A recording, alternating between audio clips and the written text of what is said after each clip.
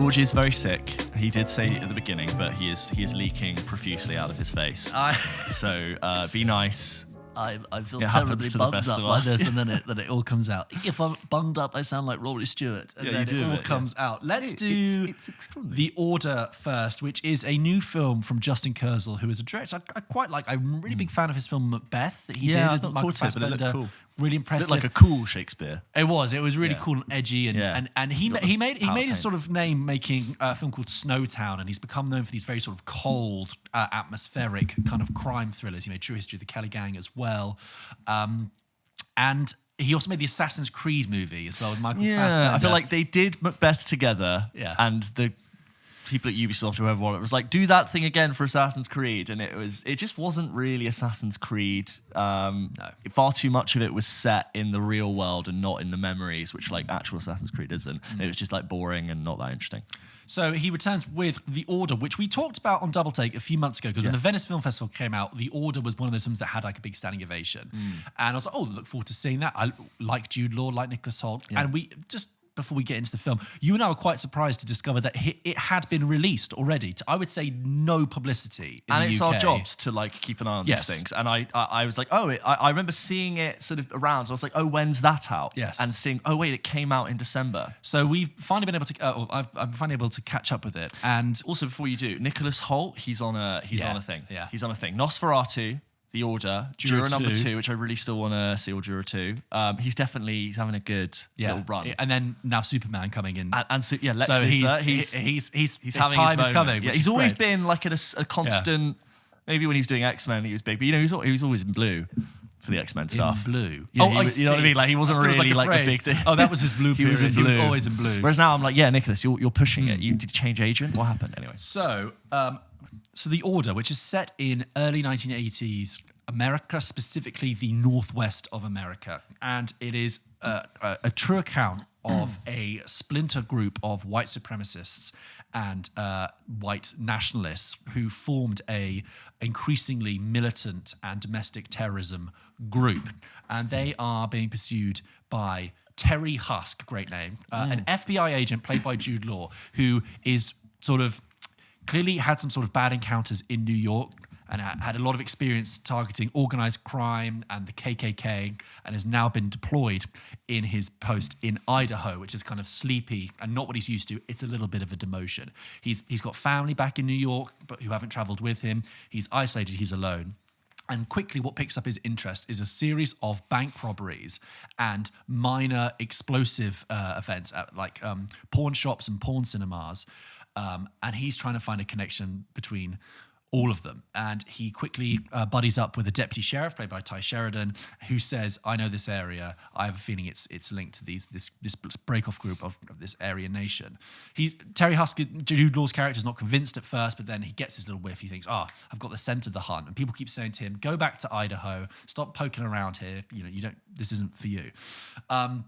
The white supremacists are led by a wonderfully well-played Nicholas Hoult, who plays a character called Bob Matthews, real-life character, who is radicalized and believes thoroughly in a race war, in deploying domestic terrorism to achieve something they call like a civilized land, a promised land for the white European. It's all very, very threatening and scary. And there's this book that it centers around called the Turner Diaries, which is sort of this 6-step program to reclaiming white America. And it's a real life book. It's a real life thing that keeps turning up, and it's like a children's story, a fictionalized story to legitimize that. It is a cold, crispy, juicy sort of looking thriller.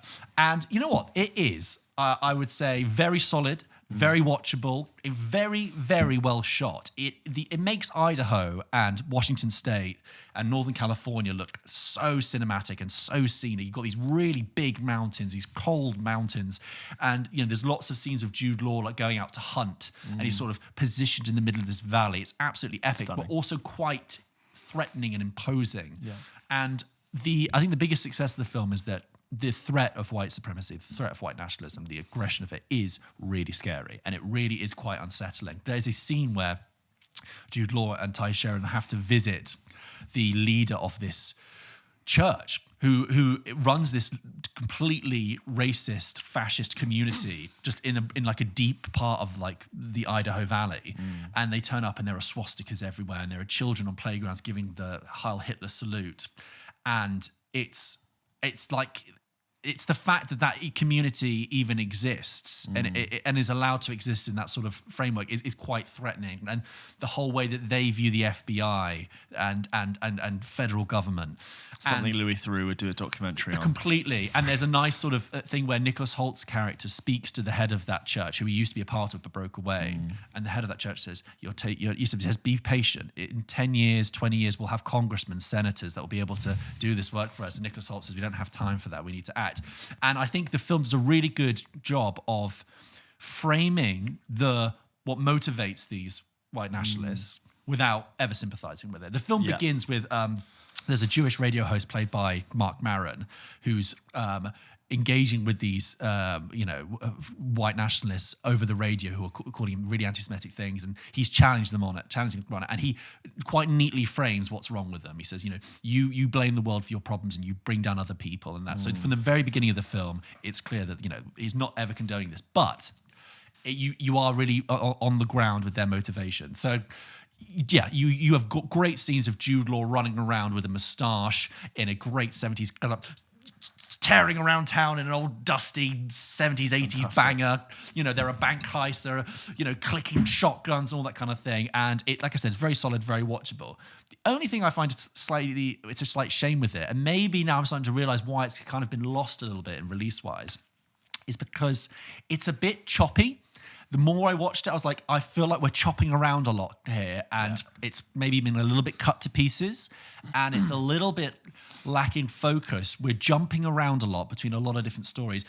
It kind of begins as Jude Law's film, and you have him balanced with Nicholas Holt. You get a little bit of Ty Sheridan. Then you get Journey Smollett's in it as well as another FBI agent, and we're kind of getting not enough depth with any of them to really give it great substance. There's a whole sort of subplot with Alison Oliver and this other woman who, they're the two wives of Bob Matthews, Nicholas Holt's character, but that's not really explored enough. And when it is, I'm trying to think, what do you really bring us to here?